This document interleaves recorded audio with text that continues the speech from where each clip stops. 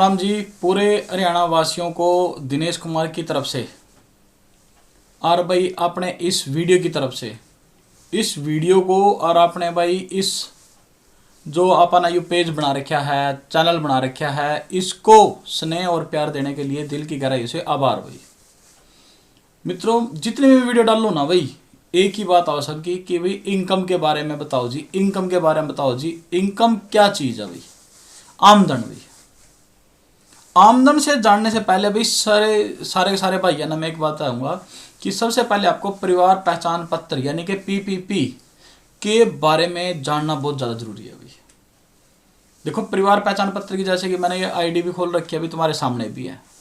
तो परिवार पहचान पत्र के बारे में तो अपना सब पता लग गया कि ये हमारे परिवार का एक खांचा है, एक पहचान है कि इस परिवार में इतने सदस्य हैं भाई। ये यूनिट की पहचान है बीमारी की। और एक और बात है दूंगा, सभी ना फैमिली आईडी के बारे में तो पता है, लेकिन क्या पता है कि भी पूरे हरियाणा में लगभग कितनी फैमिली आईडी होंगी?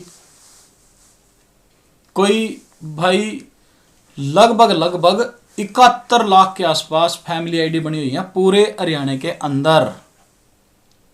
और उन 71 लाख परिवारों में से लगभग कहने लग रहा है भाई 40 लाख के आसपास तो उसमें बीपीएल परमिट बने हुए हैं।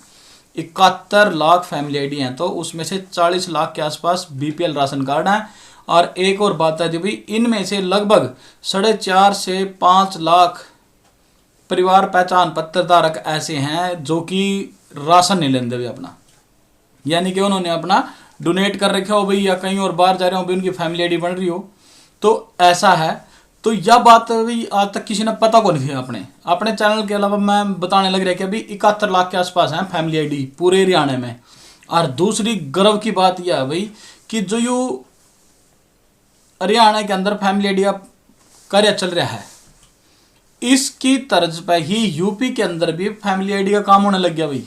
यानी कि वो भी हमारी देखा देखी जो है फैमिली आईडी बढ़ाने लग रही है। यानी कि ये फैमिली आईडी हमारे लिए जी का जंजाल नहीं है भाई, हमारे लिए एक अच्छा काम है।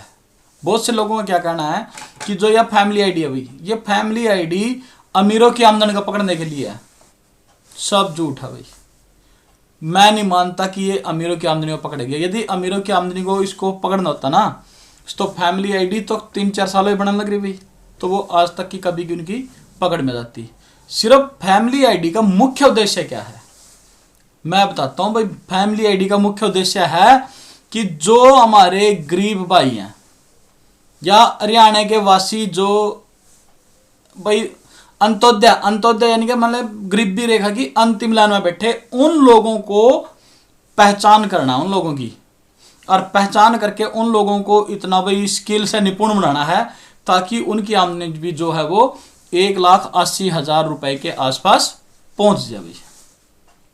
और सरकार ना उन लोगों को चिन्हित करने के लिए भी जो गरीबी रेखा में है, क्या क्या करे भाई? अंत्योदय मेला लगा हुआ सरकार, वो अंत्योदय मेला लगा लिया सरकार ना, लेकिन उसको लगाने के लिए सरकार को सबसे पहले तो ये बात चाहिए कि भाई कि गरीब कौन है। और आज के टाइम में कोई भी व्यक्ति ये नहीं कहेगा भाई मैं अमीर हूं। गिने चुने आदमी कहते होंगे जो ये कहते होंगे भी हाँ भाई अमीर हूं। तो सरकार ने उसके लिए इस फैमिली आईडी को लागू कर दिया। और फैमिली आईडी को लागू करके अब हम यह कहोगे भाई फैमिली आईडी लागू होगी तो फिर इसमें गरीब क्यों कर मिले? तो इसको गरीबी रेखा में छांटने के लिए क्या कराया सरकार ने? पहले तो फैमिली आईडी बनवा दी भाई क्रेडिट विभाग के द्वारा। और फैमिली आईडी बनने के बाद सरकार ने क्या कराया, इसकी आमदनी का सर्वे करवाया भाई।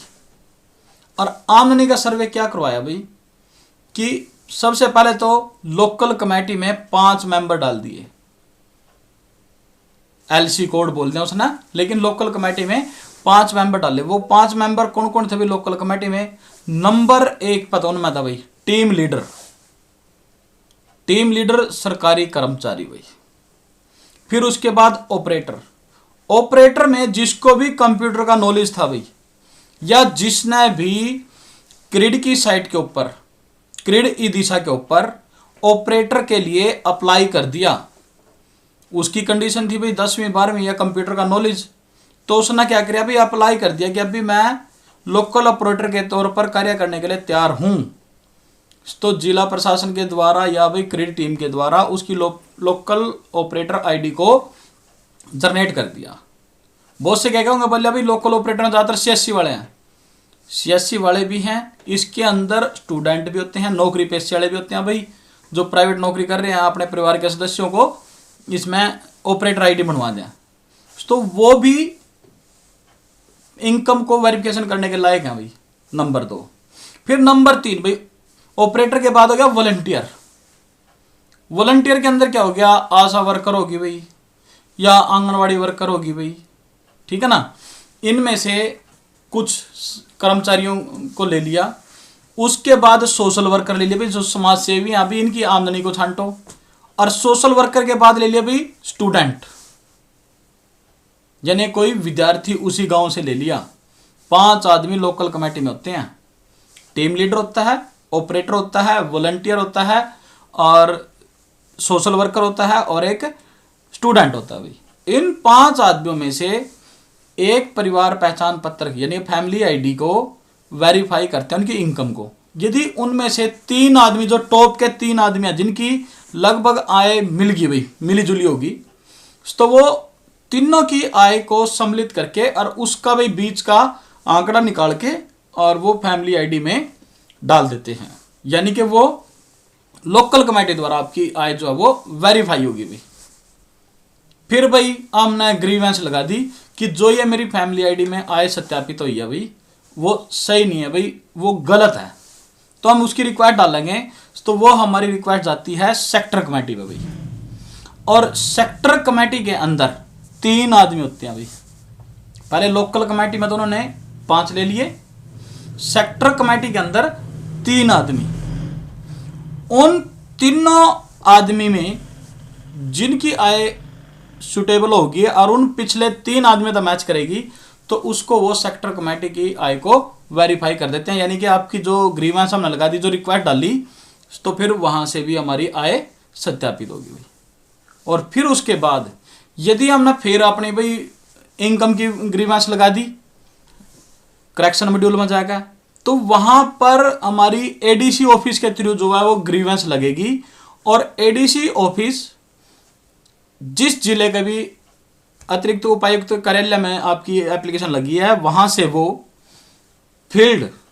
फिजिकल फील्ड सुपरवाइजर बोलते हैं भाई जिसने, यानी कि फिजिकल वेरिफिकेशन होगी भाई। एडीसी कार्यालय से कोई कर्मचारी आपके घर पे आएगा और आपके घर की आमदन को चेक करेगा और फिर उसके अनुसार जो आपकी आमदन होगी उसको वो फैमिली आईडी में दर्ज करवा देंगे। अब ये बात कहोगे भी हमने लोकल कमेटी की आमदन जो वेरीफाई है उसको चैलेंज करने के लिए क्या करना पड़ेगा, या सेक्टर कमेटी से वेरीफाई करी तो उसके लिए क्या करना पड़ेगा, या भाई जो एडीसी ऑफिस तक करके तो उसके लिए क्या करना पड़ेगा। तो सबसे पहले तो मैं आपको तरीका बताता हूँ भी इसकी ग्रीवेंस कैसे लगे। ग्रीवेंस के लिए या तो आप सीएससी पे चले जाओ भी अपने नज़दीकी किसी भी, या भाई जिला कार्यालय में जहाँ पर भी ई दिशा केंद्र खुले हैं वहाँ से भी आप रिक्वेस्ट डला सकते हो, या फिर अपनी खुद की सिटीजन आईडी बनाओ भाई, और वहाँ पर सिटीजन आईडी में अपनी फैमिली आईडी भरो, आपके फ़ोन पर OTP आएगा, वहाँ से करके आप करेक्शन मॉड्यूल में भी जा सकते हो भाई। तो ये तो थी भी हमारी आमदनी बढ़ गई तो उसका तरीका क्या है। अब मैं एक और बात है जो भी था ना, फैमिली आईडी अलग करने वाला तरीका बिल्कुल बंद हो रहा, लेकिन अभी भी फैमिली आईडी अलग होती हैं और उसका प्रोसेस क्या है, ये नहीं कि अभी 2 नंबर मोरी भाई, उसका भी प्रोसेस है। यदि कोई न्यूली मैरिड व्यक्ति है या कोई अपनी शादी को रजिस्टर्ड कराना चाहता है तहसील कार्यालय के अंदर, तो उसके पास ऑप्शन है भाई कि वो अपनी फैमिली आईडी को अलग करवा सकता है। जैसे ही हम अपनी शादी को रजिस्टर कराएंगे, शादी रजिस्टर कराने के लिए आप किसी सीएससी पे जा सकते हो, ई दिशा केंद्र पे भी जा सकते हो, और या खुद शादी ई दिशा पर shaadi-e-disha.gov.in पर जाकर भी अपनी शादी को रजिस्टर्ड करवा सकते हो। तो उस टाइम आपसे ऑप्शन मांगेगा कि क्या आप अपने परिवार में ही रहना चाहते हो या अपना परिवार अलग बनाना चाहते हो। तो उस टाइम अगर हम अलग परिवार का ऑप्शन छांटेंगे तो उसके लिए अलग से फैमिली आईडी हो जाएगी, और यदि हम ऐसे ही उसी में रहना चाहें तो वो भी रह सकता है। अभी ये फैमिली आईडी से अलग होने तरीका। अब कहीं कहते अभी मेरी ITR की वजह से बढ़ गई, और ITR मैंने जो है वो लोन लेने के लिए करी थी भाई, और उस ITR में भी हमने 4 लाख या 5 लाख की अपनी आमदनी दिखा दी। तो उसका तरीका एक है कि ADC कार्यालय में जा करके जो ITR आप लोगों ने भरी है उसकी भी कॉपी साथ में लगाओ और दे दो, वहाँ से वो वेरिफिकेशन करवाएंगे। अगर वेरिफिकेशन में आपका जायज़ पाया गया तो आमदनी कम हो जाएगी भाई, अगर जायज़ नहीं पाया गया तो भाई फिर आमदनी बढ़ जाएगी। यदि J फार्म कट रहे हो भाई, हमने फसल पंजीकरण करवा लिया, मेरी फसल मेरा ब्यौरा, हालांकि सही करवाया भी हमने, क्योंकि पहले क्या था कि आड़ती पता हम पैसे ले रहे थे तो आड़ती के खाते में पेमेंट जाए रही थी, वो अपना हिसाब किताब करके वो अपनी मनमर्जी का ही ब्याज लगा के या जो भी हिसाब किताब बना के किसान को पैसे देता था। लेकिन अब सरकार ने क्या कराया कि इस चीज़ में भाई सरकार ने क्या कराया कि अब एक एक पाई आपके खाते में जाएगी भाई, और वो खाते में कैसे जाएगी। राजीव गांधी जी ने क्या था कि यदि सेंटर ऊपर से 1 रुपया भेजता है तो लाभार्थी के खाते में सिर्फ 10 पैसे जावा है। लेकिन अब जो हमारी सरकार है हरियाणा एक हरियाणवी एक के नारे वाली, उसका क्या है कि ऊपर से चला हुआ पैसा और जो नीचे अंतिम पंक्ति में बैठे हुए व्यक्ति है उस तक यदि 1 रुपया चला है तो 1 रुपया जाना चाहिए। इसका एग्जाम्पल भी देता हूँ भाई मैं। पहले क्या होता था, एक उदाहरण देता हूँ। पहले जैसे मान लो हमने गांव के अंदर से ले लेते हैं, सरपंच बना दिया, तो सरपंच तो एक तो खड़े होता नहीं भाई, सरपंच खड़े हो गए, मान ले 3 या 4 सरपंच खड़े हो गए, और वो तीनों चारों सरपंचों में से बनेगा तो एक। तो वो सरपंच क्या करता था, जिन व्यक्तियों ने उसको वोट दी थी उन्हीं के ही पहले पीले परमिट बनवाना या कॉलोनी निकलवाना या मकान मुरम्मत के करवाना, कोई भी सरकारी लाभ था तो पहले वो अपने जो उसके साथी थे उनमें से देखते थे, या सेक्रेटरी से सर्वे करवाते थे, लंबड़दार से सर्वे करते थे या पटवारी सर्वे करते थे। तो वो उस गांव के जाने पहचाने लोगों से बातचीत करके ही उन लोगों को लाभ देते थे भाई जिनको वो पसंद करें। लेकिन अब हरियाणा सरकार ने क्या कर दिया कि फैमिली आईडी बनाकर भाई किसी सरपंच की नहीं चलती, सेक्रेटरी की नहीं चलती, लंबड़दार की नहीं चलती, पटवारी की नहीं चलती भाई। जो आमदन हमारी वेरीफाई हो रही है उसी आमदन के तहत हमारे को लाभ दे रही है सरकार। और वो लाभ क्या क्या भाई, उज्ज्वला स्कीम निकाल दी भाई, सिलेंडर वाली। सिलेंडर का 903 रुपए का 909 10 कुछ ऐसे रुपए का सिलेंडर मिलता है हमारे को। जिस व्यक्ति के पास उज्ज्वला स्कीम में सिलेंडर है उस व्यक्ति को 307 रुपए की सब्सिडी मिलती है उसमें से, यानी कि 600 रुपए का सिलेंडर पड़ता है भाई। और सरकार ने साथ के साथ ये भी करे कि हम प्रधानमंत्री जी ना भी जो इस सब्सिडी ना छोड़ना चाहो वो छोड़ भी सका भी।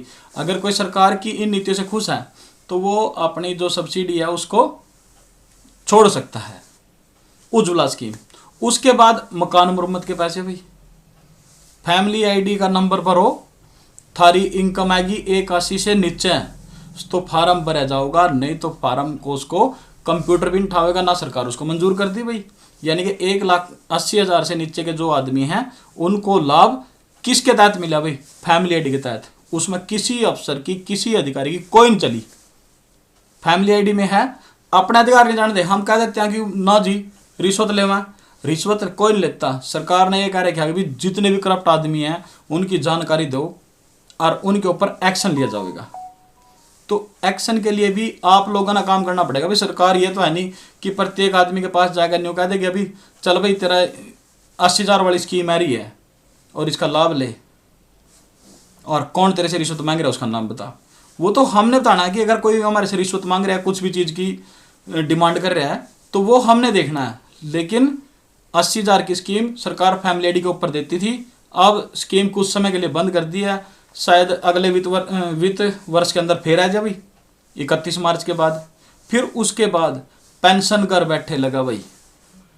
अब देखो पेंशन के लिए बहुत से कहते हैं बोले मेरी 60 साल उम्र हो रही फैमिली आईडी में लेकिन पेंशन नहीं लग रही, तो उसके लिए भाई क्राइटेरिया है कुछ वोट कार्ड के अंदर, आधार कार्ड के अंदर, और भाई अपना बैंक खाता बिल्कुल सही होना चाहिए, चालू होना चाहिए, वो डोरमेंट नहीं होना चाहिए, यानी कि खाता बंद नहीं होना चाहिए, उसमें लेन देन चालू होना चाहिए। वोटर कार्ड के अंदर उम्र उसकी 60 साल होनी चाहिए, आधार कार्ड के अंदर उसकी उम्र 60 साल होनी चाहिए, तब जाकर वो लगती है। या उसके पास 60 साल की उम्र का स्कूल का सर्टिफिकेट हो, या उसके पास जन्म प्रमाण पत्र हो भाई, या उसके पास 10 साल पुराना पासपोर्ट हो, या भाई 301 नंबर या जो भी अपना जिला निर्वाचन कार्यालय है वहाँ से अपनी उम्र का प्रूफ लाओ कि अभी 2017 में इनकी उम्र 60 साल थी, उस बेस पर आप लोग पेंशन लगवा सकते हो। तो ये पेंशन तब लगेगी भी जब हम सारे क्राइटेरिया पूरे करेंगे और अपनी उम्र सभी डॉक्यूमेंटों में 60 साल होगी। अकेले आधार कार्ड में अगर 60 साल उम्र है ना, या फैमिली आईडी में 60 साल उम्र है, तो उससे पेंशन नहीं लगती भाई। फिर उसके बाद विवाह शगुन योजना हुई या कोई और योजना होगी भाई, तो उनमें यदि हमारी फैमिली आईडी में इनकम 1,80,000 से कम है तो हमारे को हर एक लाभ मिलते हैं भाई। तो ये लाभ लेने के लिए फैमिली आईडी सबसे बड़ा साधन है, उसमें हमने किसी की सिफारिश नहीं लगवाने की जरूरत पड़ी। सरकार ने यू बहुत बढ़िया काम कराया। और भाई मैं तो एक बात जानूं, लोग कहते हैं भाई ताऊ खट्टर ने यू काम कर दिया, ताऊ खट्टर ने यू काम कर दिया, लेकिन मैं तो एक मानता हूं कि भाई जो मनोहर लाल जी ने काम कराया ना, जो हरियाणा के मुख्यमंत्री जी हैं, उनका मैं तो भाई आभार प्रकट कर रहा हूं। उनने सबको साथ लेकर चले। हरियाणा एक, हरियाणवी एक का नारा जो अभी वो बहुत बढ़िया सृजित कर दिया भाई, वो लागू हो रहा है भाई इनके ऊपर, क्योंकि ये ईमानदारी से काम कर रहे हैं और सबको एक साथ लेकर चल रहे। किसी को ये नहीं देखकर चल रहे कि भाई यू फलानी पार्टी का कार्यकर्ता, ये इसका कार्यकर्ता, इसका नहीं काम होना चाहिए, इसका नहीं होना चाहिए। उन्हें कुछ नहीं, गरीब परिवार में नौकरी मिली फैमिली आईडी के बेस पे, कोई खर्ची पर्ची नहीं चलती। लेकिन अगर बीच में कोई कर भी रहा है ना भाई, तो वो सिर्फ तुक्का मार काम कर रहा। लेकिन मैं नहीं मानता भी खर्चे पर्ची लगे, क्योंकि बहुत से गरीब परिवारों ने नौकरी मिली है इस सरकार के अंदर। इब दूसरी सुन लो, हम यह कहोगे भी राशन कार्ड तो अमीर आदमी के बन रहे, लेकिन गरीब आदमी का यदि किसी का राशन कार्ड नहीं बन रहा नहीं, तो उसकी जानकारी सरकार को भी दो, उसने भी जागरूक करो भी, तो कि यहाँ से एप्लीकेशन यहाँ लगाया और तेरा काम बन जाएगा भाई। तो वो चीज़ें तो हमने खुद करवानी है भाई, खुद अपने लिए भी जागरूक बनो और दूसरों को भी जागरूक करवाओ भाई। और राशन कार्ड 3 प्रकार के होते हैं भाई, AAY, BPL और एक आर हो गया भाई। अब पहले खाकी भी हो जिक्र था, ठीक है नहीं, APH बोले कर जिसना, लेकिन अब 3 ही है। AAY उसका बनेगा जो जिसकी 0 से 50,000 के बीच में आमदनी है, 50,000 तक 1,80,000 के बीच में है, तो वो BPL में है। और उससे ऊपर वाले जो ग्रीन के हैं भाई। तो मित्रों ज़्यादा लंबी वीडियो बन जाएगी अगर मैं ऐसे बोलता रहा तो, लेकिन यही कहूँगा कि फैमिली आईडी बहुत बढ़िया साधन है और इसमें सही जानकारी दो, स्पष्ट जानकारी दो और दूसरे ने भी जागरूक करो इसके बारे में भाई, कि भाई हाँ ये चीज़ ऐसे है। और यही कहूँगा भाई, यदि किसी ना ITR की वजह से तब उसकी आमदनी बढ़ रही है तो उसका भी प्रूफ हमने देना पड़ेगा कि किस कारण बढ़ी थी। तो भाई अगली वीडियो में फिर कोई ऐसी मुख्य जानकारी लेकर आऊँगे, तब तक के लिए भी अपने मित्र दिनेश कुमार को इजाज़त दीजिए भाई। जय हिंद, जय हरियाणा, जय भारत भाई।